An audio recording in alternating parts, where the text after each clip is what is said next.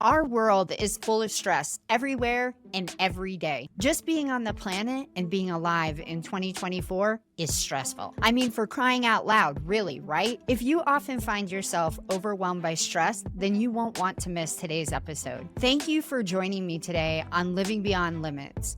I'm your host, Marcy Langlois. We are going to dive into how meditation combats the effects of stress and lay out the path to create your own successful meditation practice today. I can't think of many things that do a number on my health the way that stress does. Whether it's a massive stressor or a million little things every day that cause my heart rate to increase, my mind to get cloudy, my emotions to go haywire. When I feel stressed, my whole body knows it. What about you? When a bill needs to be paid and you know you're a little short on cash, do you feel yourself in a constant state of fight or flight? Or maybe you can't sleep because worries about issues with loved ones are filling your mind and interfering with your body's ability to get some healthy rest. Well, I have good news. Today, I'm going to share a tool I've relied on for 10 years to shut down stress fast. Meditation is like a superpower, but only if you learn the skill and utilize it.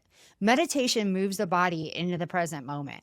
You know how you're always thinking about all the things that have to be done on your list? You know, that good old proverbial never-ending list. Do you ever get lucky enough to check off that final thing? You get to the very bottom of the list and then right behind it, there's 10 more things that need to be added to it. I'm pretty sure you probably know exactly what it is that I'm referring to. However, that list and the mindset around it is a huge source of stress.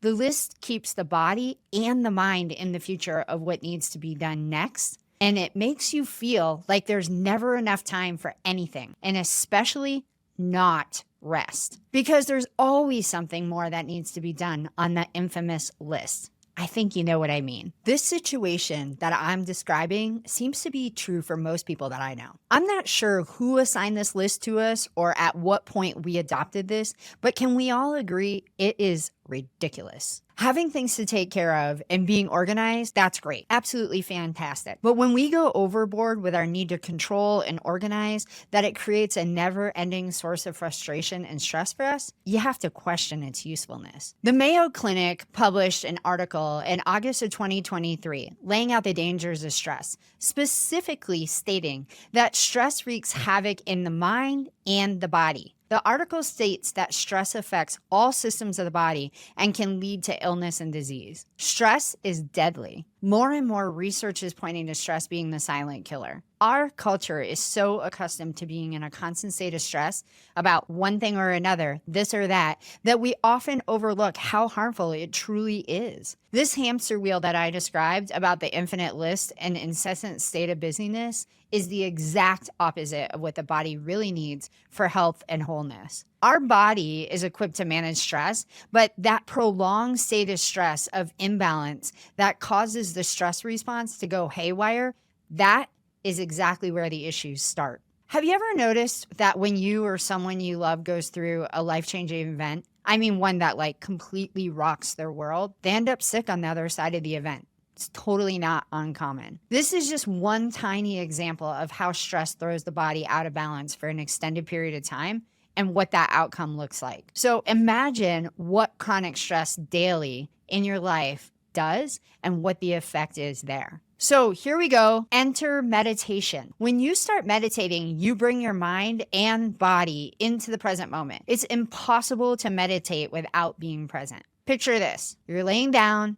you're meditating, you're breathing in, breathing out, following along to a guided meditation. Enter the mind. Your mind will likely try to rope you into reviewing the list of things that stress you out, but the guiding voice will bring you back to breathing in and breathing out. If your mind wanders, that is so natural and normal. Don't be concerned. Meditation trains the mind to stay in the present moment. Eventually, with practice, it will be easier to stay with your breath and less about your mind trying to coax you into reviewing that list. Once you get into the present moment, then the body's parasympathetic nervous system will be activated. This is the branch of the nervous system that is commonly referred to as the rest and digest state. The parasympathetic state is when everything in the body slows way down and all systems are able to re-regulate themselves. the body will transition out from that stressed out state and discord to a rest and digest state. And this is the optimal state for all human beings. It would be wonderful, obviously, if we were able to maintain this. But as we all know, life is full of events and situations, and they move us in and out of stress constantly. When you're in a state of rest and digest, then the body's working efficiently and effectively. When things are calm and there's no threat or perceived threat, then the body can actually execute all of its proper functions that promote wellness. On the other hand, though, when we live in a chronic state of stress, then the body is focused on trying to keep us safe. You're producing chemicals that are necessary for survival.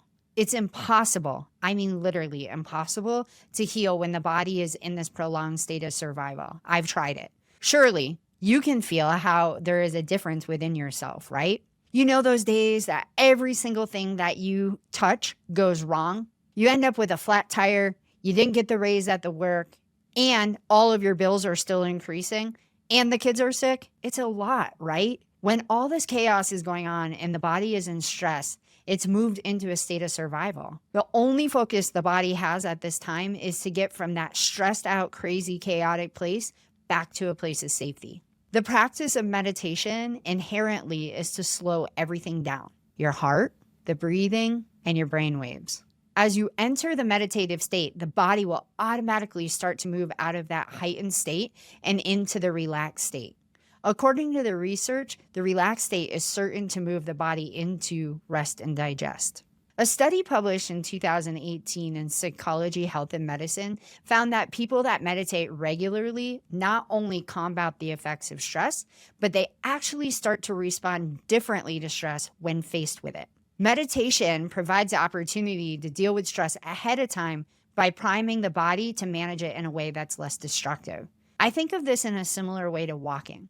We hear that you don't have to spend hours at the gym every week, but that going for a walk several times per week can change your entire picture of health. Walking keeps aches and pains away, helps with mobility and flexibility, burns calories, and it's amazing for your heart and brain. We walk as preventative maintenance for our body. In exactly the same way, if we incorporate meditation into our lives, we have a preventative plan for stress. I mean, how incredible is that? When you think about how deadly stress is, we now have a preventative plan. You're probably wondering then, how do I start meditating when I've never done it before? Fair question, friends. The most important thing I have found of my own meditation practice is to create a plan around meditating.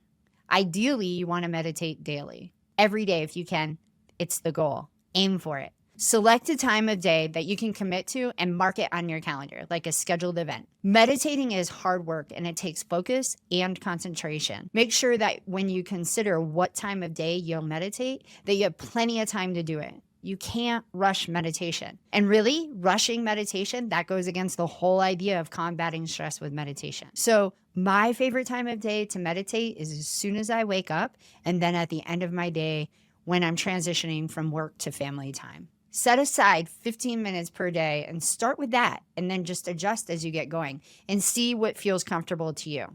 Next, decide where you will meditate. Make sure that everyone in your house knows that this will be your meditation area and when you will be meditating, and that you'll be using this during your established time. This will reduce any interruptions and distractions for you. Some people like to create a sacred space to meditate, but that isn't mandatory to start a practice. Some people like to sit to meditate, and others like to lay down, and some even like to walk and meditate.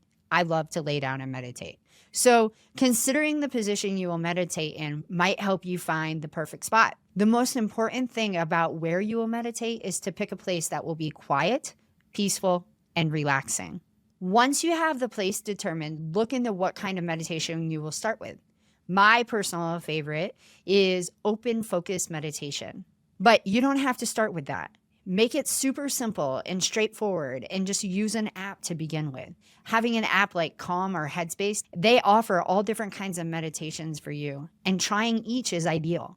There's so many different types of meditation, and it isn't a one-size-fits-all. You may find that open focus meditation is very difficult for you, but that transcendental meditation, that's perfect for you. So if you try one and don't enjoy it, don't give up.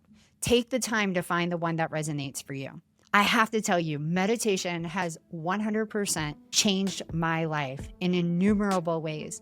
Everything from major healing in my health to a better mindset, sleep, and mood. It really, truly is a superpower. I hope that with the suggestions I've provided, you'll be able to implement a practice that works for you. Please reach out to me on my website and let me know how your practice is going. If you feel stuck or if I can help with any tidbits at all. Be patient with yourself. Meditation truly, truly is a skill that requires commitment and time. Thank you so much for joining me today. If you found this episode insightful, informative, or intriguing, please share this with your community.